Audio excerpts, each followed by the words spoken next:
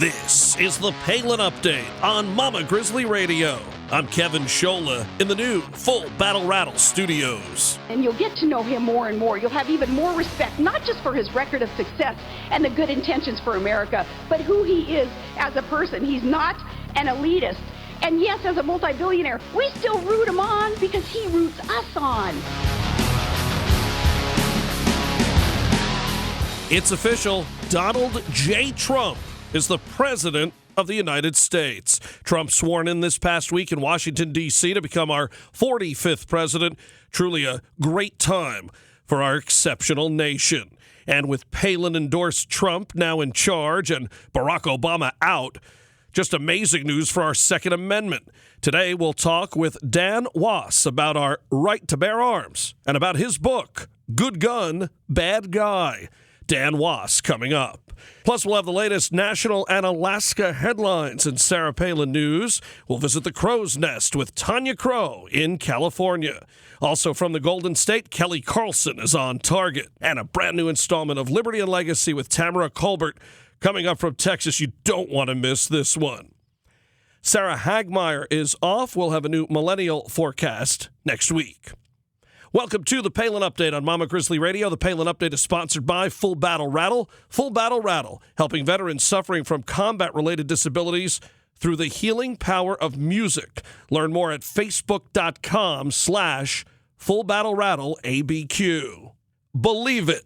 I, Donald John Trump, do solemnly swear that I will faithfully execute that I will faithfully execute the office of President of the United States the office of President of the United States and will, to the best of my ability, preserve, protect, and defend the Constitution of the United States. The Constitution of the United States. So help me God. So help me God. Congratulations, Mr. President.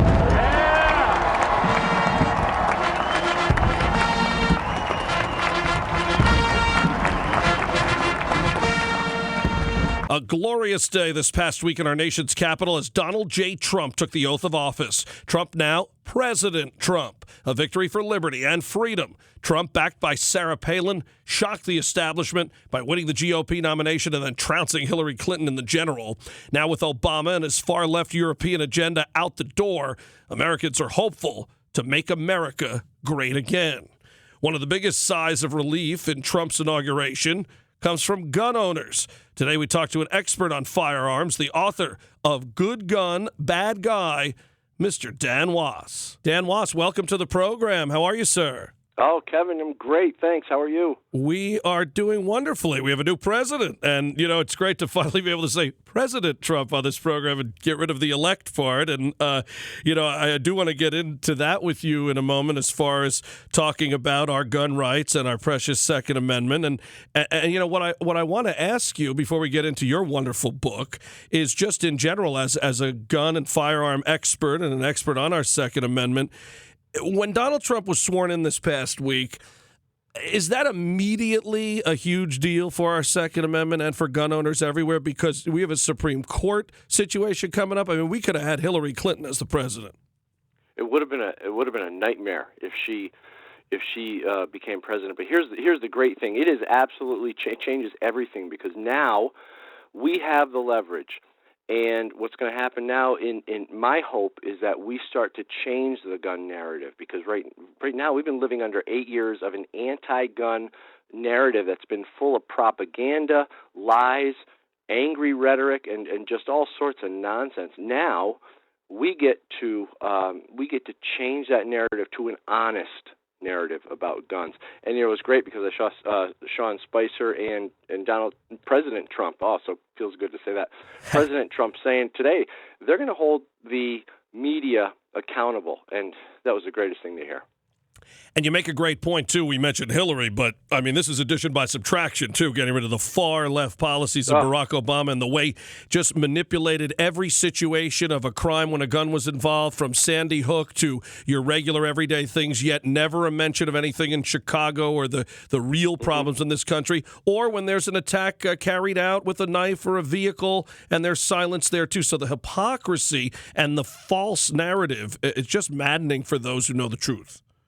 And I think that's the worst part, and that's what I talk about mostly in the book, is the false narrative. Now, people don't realize how important the narrative is, that it's an honest narrative, because when you create a false narrative and you perpetuate it like the left does, it really does seep into the minds of people, and they start to believe it. It's not, whether it's true or not, and they'll use terminology. And another thing I talk about in the book is the terminology that they use. We talk about gun violence. Why do you think they put those two words together? That's at the core of their narrative. It's the core of the anti-gun agenda, gun violence. They want you to envision guns being violent. They want to take the focus off the perpetrators, because if we were to talk about the bad guys and the human element of this whole thing, we'd be shining a spotlight on failed liberal policies. We'd have to talk about inner city crime. We'd have to talk about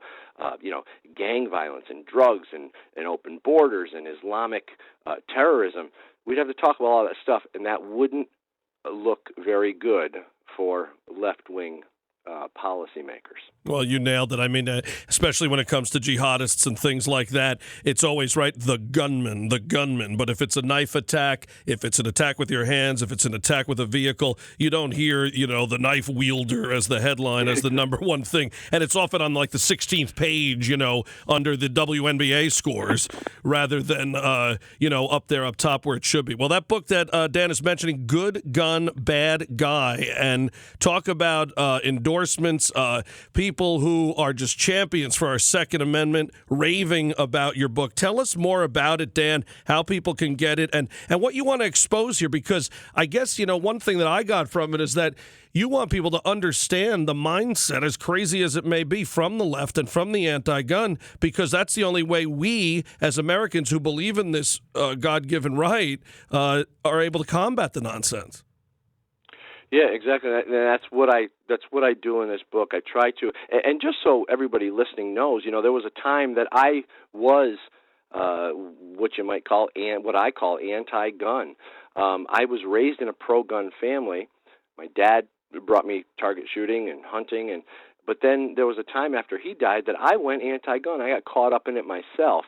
It wasn't until I had a situation in my life where I was, my wife and I were in a situation with this guy, and I tell the story in the book. But to make a long story short, I realized in that moment, I had one of those aha moments that, my responsibility as a man, as a husband, as a father, is to protect myself and my family. And in that moment, that night, I apologized to my wife because I don't know that I would have been able to. That's the moment it all turned for me. That's the moment that I saw everything clear and realized how important it is to protect yourself. So, but the lies that they're telling on the left, and the imagery and the manipulation that they're doing to people to help them believe that guns are dangerous and gun owners are recklessly putting them in danger and all that nonsense. It's horrible. So now we have to turn that narrative around, and we have to give people an honest picture of what's really going on. And just real quick, Jan Morgan, my good friend, she wrote the foreword to this book. She's a champion for the Second Amendment. She's a true patriot, along with Larry Pratt. He got behind me here, and he's supporting it, and a bunch of other people. So there's a whole movement of pro-Second Amendment advocate patriots out there, and we're going to change things starting now. Well, Jan Morgan, of course, a great friend to this program, and, she endorses something when it has to do with our Second Amendment. We definitely, take notice. But that's powerful, Dan, what you just mentioned, that, here you were, you would consider anti-gun, and then to have a situation happen to you, makes me think of one of our contributors here, Kelly Carlson, who does our On Target segment. Same thing there. She was stalked for a while. She had this horrible situation, and now she also a firearms expert and an advocate, and particularly for women. And it's not just with guns. I've heard this in other aspects too. We have an immigration problem, obviously, an illegal immigration problem. And the people who understand that the most are usually legal immigrants. So when you go back and talk to people who actually have, walked the walk, and not just, this academic room that the Obama types have been in, but yet their wallet would be stolen in 5 minutes in Brooklyn, you really understand it more. And I think that makes it more powerful. You're not a guy that, hey, I like guns and I'm writing about them. You had life experiences and a change of thought, which I think people can really appreciate, because, and especially when you get to the coasts, Dan, when you look at people in New York and in Chicago and, Boston, Los Angeles, they're just around people who just think guns themselves, guns are bad. This is in their head. Yeah, and one of the things that I talk about is the way they create. You see, there are two types of anti-gunners as I profile them. There's the anti-gunner who typically is uninformed. They never owned guns. They're scared of guns. They don't have any real information. But they don't necessarily want our rights taken away, but they would be happy if guns just disappeared. But then you have the anti-Second Amendment radicals, and these are the ones who do want our rights taken away, and they fight hard every day to make that happen. They also are very influential over anti-gunners and over just non-gun owners. So, and one of the things that they do typically is they'll use people's emotions to make them go against guns. Oh, yeah. So they'll use fear. So they'll teach people to be fearful that the gun is unpredictable and dangerous. That way people stay away from the range. They don't want to learn. They want to stay away. They want nothing to do with it because guns scare them. Then they'll teach those same people to hate gun owners because gun owners are putting them in danger and recklessly putting their lives in danger and all this stuff. So they start to hate gun owners. So now you got an anti-gun warrior who's scared of guns, so they don't go to the range, and they hate gun owners. So they'll stay there and fight us. So it's a crazy situation with what's happening to people, and the manipulation is terrible, and we're here to stop it. So with the real radicals, and unfortunately they have a voice because the media loves to get them on, even though they may be a fringe group, they appear bigger because of the microphone and the television cameras. I mean, it's beyond ignorant and beyond an activist situation. I mean, it's almost diabolical because you're sitting there waiting for tragedy, waiting for bad things to happen, and then capitalizing it with a false narrative, whether it be Sandy Hook or the Pulse nightclub or whatever. As soon as a firearm's involved, forget about that. The guy is, clearly praising ISIS on the way in and out. The gun did it, and then this is in the heads of our kids and our college kids and people everywhere. Yeah, they do it in two ways. People are most influential. There are two ways. When you're in a heightened state of emotion, which like after a Sandy Hook incident, after 9/11, after things like that. That's why you remember where you were in 9/11. Everybody does. And Sandy Hook, as soon as people are in that fearful and angry state, they will trot the guns across the TV screen and tell you this is the problem. So now people associate that fear and anger with guns. And the other way to do it is just through sheer repetition. And that's why you'll see the same things over and over, the same terminology: Wild West, assault weapon, like I said, gun violence, and all these terms that they use. So two ways to influence people. One, get them when they're in a heightened state of emotion. Two, repetition. And for lack of a better term, they love to jump the gun, too. We look at the Ohio State situation recently where you had a guy on campus terrorizing students, and there were tweets put out by quote-unquote mainstream media, gunmen loose on campus. Turns out later, no gun. And not only the media, but Hillary Clinton's running mate, Senator Tim Kaine. Oh, I'm sorry to hear about this awful gun violence. Turns out, no gun on the guy, used a car. Yeah, exactly. Well, that's again, that's the thing that they want to do. They want you to focus on that gun as the culprit. That's why you don't see any. You never heard of the term car violence or right. bat violence or knife violence. The batter. If you were to refer to someone right. who beat somebody to death with a baseball bat, you refer to them as the batter. It would be ridiculous because people know it's the human being that did the act.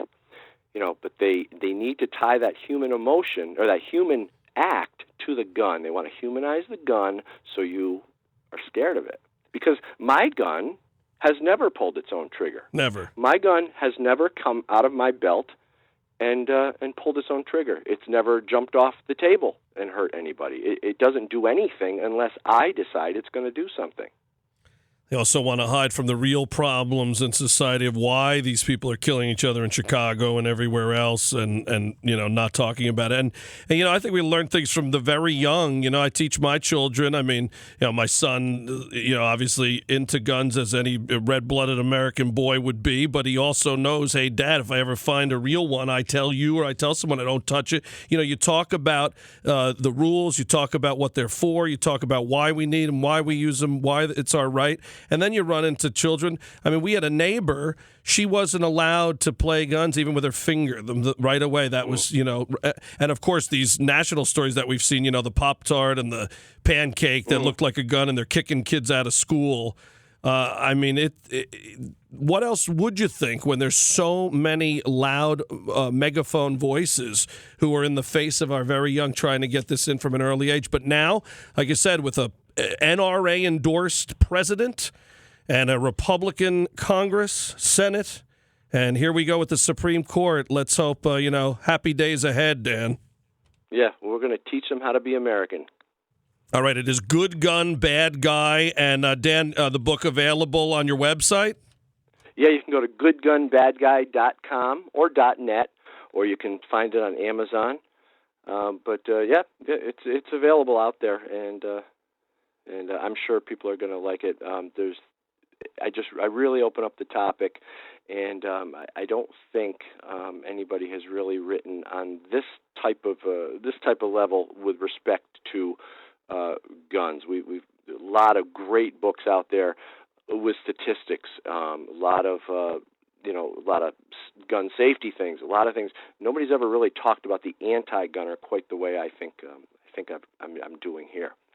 Well, Dan, we really appreciate it. We hope everybody checks it out. Endorsed by Jan Morgan, too. And, hey, before we let you go, you're a Corvette guy. Yeah, I have been for a long time. I've had many. I just love them. My grandfather was. He had 3, and the last one he had was the 85, and I got a chance to drive that as a young guy, and you don't know till you get behind one. You're like, whoa, this is like you're on a rail. I mean, it's just unbelievable. And now my kids, a lot because of the Prince song, but also because I point them out on the road, they are into vets now, and we have a Chevy truck right now. We need room with the dogs and the kids, but maybe one day. But what a great vehicle. Have you been to Carlisle, Pennsylvania? Yeah, I have, and I've been to a lot of different. A lot of different shows. I love the all Corvette shows. So and I just got back actually from Meekum Auction, which was really cool too, in Florida.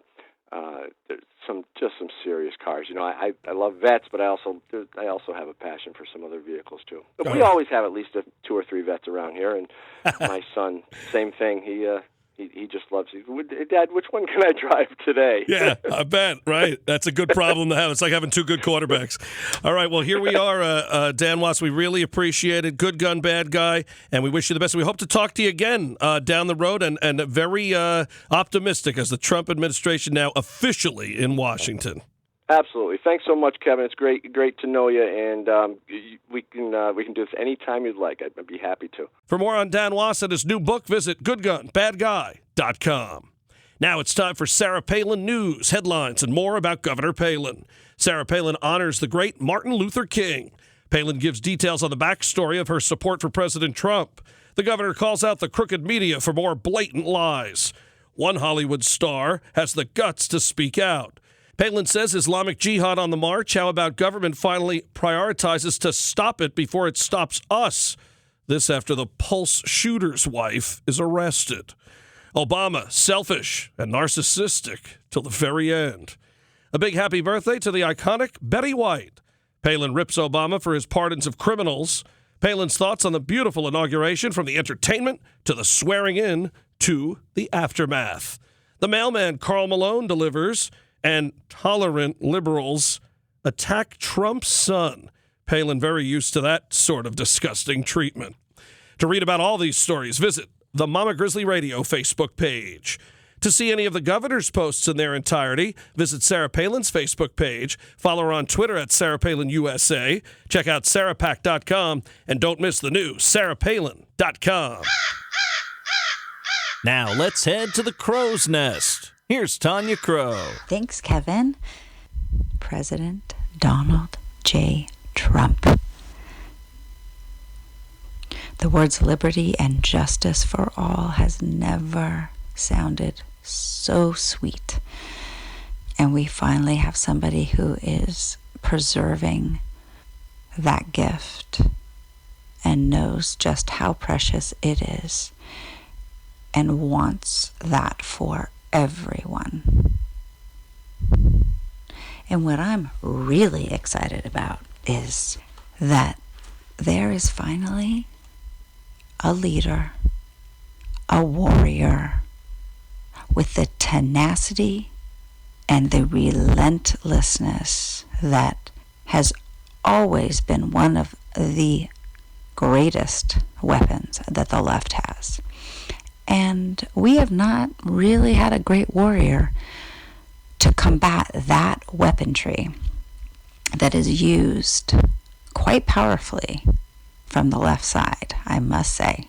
They are losing their mind because nobody has fought back to such a degree, and I don't think they know what's coming. Not even what's hit them, but what's coming. And I look forward to the defeating of a mentality that has been influential in our culture, with seeing so myopically that any other perspective other than something that matches your own is intolerable. And you know me, I sometimes throw in some psychology here, and the only word that I can think of that is dominating this whole reaction to our change in leadership is projection. The display of psychological projection that is occurring is almost laughable, comical, because it's so apparent. This is going to be quite a ride. When I look back on history, usually the left is on the wrong side of history. And I don't think this is going to be any different. So I look forward to making history. And this is Tanya Crow with Mama Grizzly Radio. Tanya Crow on Mama Grizzly Radio. More from the Crow's Nest next week. Now, on target with Kelly Carlson. Thanks, Kevin. So as you know, I just returned from SHOT Show, and it was fantastic, overwhelming, a ton of really cool stuff as usual, as it has every year. However, I wanted to bring up something that is important to me. I am a dog owner, and I have a female Malinois, and I'm also currently taking care of a male Malinois, a Belgian Malinois right now. And I do dog training with a dog trainer with the dogs. So at SHOT Show, as you can imagine, there's a lot of working dogs there. There's service dogs there. And when you have a working dog or a service dog, they need to abide by the same social behavior expectations as we have. When you have a Malinois, it is absolutely crucial that your dog is well trained if you're going to take them in public, especially to a convention like SHOT Show, and here's why I'm bringing it up. My husband and I and some friends are walking to Action Targets, and I have my girl Kara with us. And as we walk up, in a neighboring booth, this dog handler had a male Malinois who proceeded to lunge towards us, barking at my dog. And I mean up on two hind feet, making a massive display of horrible behavior. And it dawned on us real quickly that the handler enjoyed this. The handler also had the dog wearing goggles, like some people know them as goggles, which would agitate any animal. This went on for over a minute, that this dog was basically doing like what you would call the watch command during bite work. And the handler had absolutely no control over this dog, and had that dog actually gotten loose, it would have done serious damage to probably me and my dog, and probably the people close to us as well. This is something that if you ever see in public, you better set that dog handler straight. It's not accepted, it's not professional, it's completely unsafe, and it is not cool. A Malinois is designed specifically to do damage to people. This guy was so reckless and careless, and he was actually proud of it. He was showing off. I had heard earlier, he was walking around SHOT Show without a leash and a shock collar on. He almost bit another person who touched the dog. This is such irresponsible dog ownership and dog handling, canine handling. This guy has not trained his Malinois, and when you have a male adolescent Malinois with zero direction of his natural instincts, really, really bad things can happen to people. This guy was putting on a show, and some people were impressed by it. A lot weren't. But if you ever see somebody out with a Malinois that has zero control and is showing off, please put him in his place. That was a huge, huge liability. And if I wasn't purposely ignoring this guy, I would have had some serious words for him. Malinois are amazing animals. They're amazing dogs. I love this breed. They are designed to hurt people. It's what they were bred to do. And if you don't have control of your animal and good lines of communication and trust between you and your animal, bad things can happen. Anyways, on a positive note, SHOT Show was amazing, as always. Saw friends and a lot of really fun toys. This is Kelly Carlson with Mama Grizzly Radio. Tune in for more On Target next week. Now, the Palin Update with Kevin Scholla presents Liberty and Legacy. Here's Tamara Colbert. We must seize the moment and remember that we've won a battle. But the war is far from over. And that war is the daily assault by progressives against the foundational underpinnings of the United States of America. This week we've had so much to celebrate. It's been so exciting to watch the Trump inauguration festivities and the galas and swearing in. And I was secretly hoping that Spike TV might have a balls and brawls segment on with some people in ball gowns going up against the anarchists. That would have been funny, okay? It's my kind of humor. But here we have these inaugural balls, and the stinky snowflake anarchists are trashing the city of Washington, D.C. It's a crack up to me. It's great TV because these little snowflakes, they really aren't tolerant. The left is anything but tolerant and in a spirit of love. They only are tolerant of you and love you if you believe in exactly what they believe in. It's a crack up. Because if you don't, and we have a different choice, the rest of America made a different choice, guess what? Little thumbsuckers, here we are, crying, trashing the city.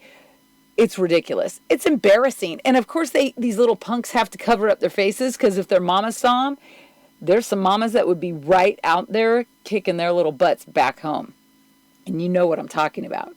But I watched everything. I tried to keep focused on work on Friday throughout all the festivities, but I'll admit I had to watch and see what was going on. Most importantly, to see what the First Lady is wearing. Yes, I am a woman and I love that kind of stuff. And so I've been greatly intrigued to find out who's going to be designing that inaugural dress for her.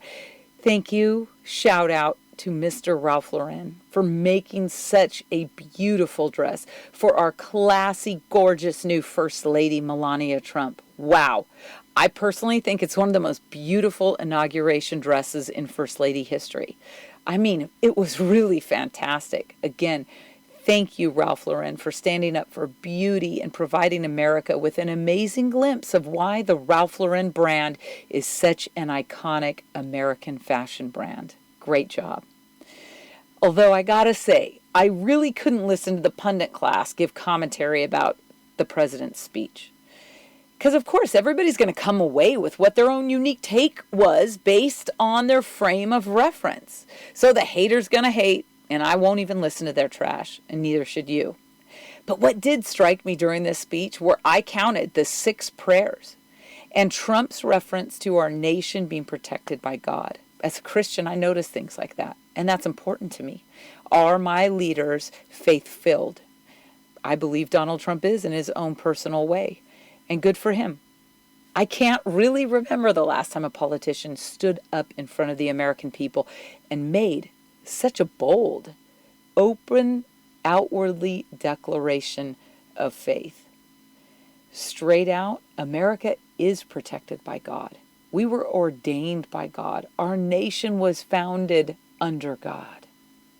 In the Bible, it's amazing to see how God uses ordinary, secular men like in Nehemiah, to help his people rebuild. And that's what Nehemiah was used for. He helped rebuild the wall in Jerusalem. And in Nehemiah 6:16 it says, and when all of our enemies heard of it, meaning the wall, all the nations around us were afraid and fell greatly in their own esteem, for they perceived this work had been accomplished with the help of God. I believe the next 4 years could truly be transformative. Not because we're going to tear down what makes America great and special, but because we're going to rebuild the wall that makes America strong and resilient and justice for everybody, filled with justice for everybody, right? This is extraordinarily profound to Christians. Was Donald Trump used by God to help get our spiritual underpinnings and our physical foundations back on track? I don't know. It's absolutely possible, because those of us who are Christians serve a mighty, incredible Creator who just might have heard our cries for help for the last 8 years, right? You can think about this and ponder it as you like, but I just have to smile, because I love it when God uses ordinary people to carry out His plans. I like the story of Esther because she did something similar. Here is a new day, a new dawn in America, a new agenda, a new positive opportunity. We have a moment to breathe, a tiny, tiny reprieve. But we need to remember that Trump has just breached the establishment elite's wall in D.C. And in order for him to really return our government back to the people, as he mentioned in his inaugural address, we the people cannot shirk our duty and think that just because we've got a new president now and he's on our side and a new cabinet, that everything's okay. Everything's not fine. It's not okay. We have structural issues from 100 years of unelected bureaucrats and executive branch and judiciary making laws via fiat or precedent. It is time for the states to come together and unite against big government, anything. That's what is going to enable us to actually help President Trump drain that swamp. Through Article 5 and calling a convention of states, we the people have a chance to drain the swamp and fill in that empty hole permanently with concrete. On January 31st in Austin, I am bringing 1,000 volunteers and supporters of the Convention of States Project in Texas to our capital to participate and sit in the gallery for Governor Abbott's State of the State address. It's going to be a time, of course, to celebrate because we believe that he's going to be talking about Convention of States, and why wouldn't he? He's been talking about it. He wrote a book about it in the last year. So we believe, though, that by showing up, that he just might make our resolution, SJR 9 and HJR 39, reach the emergency status for any piece of legislation. And what that does is it puts the exclamation point on the importance of passing that resolution this session. There is so much work to be done in our states and in our nation. Now is the time to be energized and encouraged. Now is our time to be able to work together with Donald Trump, not just inside the Beltway. We don't have to move to Washington, D.C. to work with President Trump to fix the structural issues at the federal level. You and I have the power to make these fixes right where we're at, right in our own states. Join me at conventionofstates.com. Sign the petition. We need you in every state. It's exciting what's happening throughout our legislatures in this nation. And by the way, just in case you guys did get to go to the inauguration, I didn't get to go, let me know if y'all were there. I want to see some photos. Put them up at Tamara Colbert, hashtag Mama Grizzly Radio. Can't wait to see them. May God bless President Trump and our new First Lady Melania in their endeavors to work hard for all of us in their new role. And may God continue to bless the United States of America in each one of us as we stand up to work with him to save her and truly make America great again. We can do it together.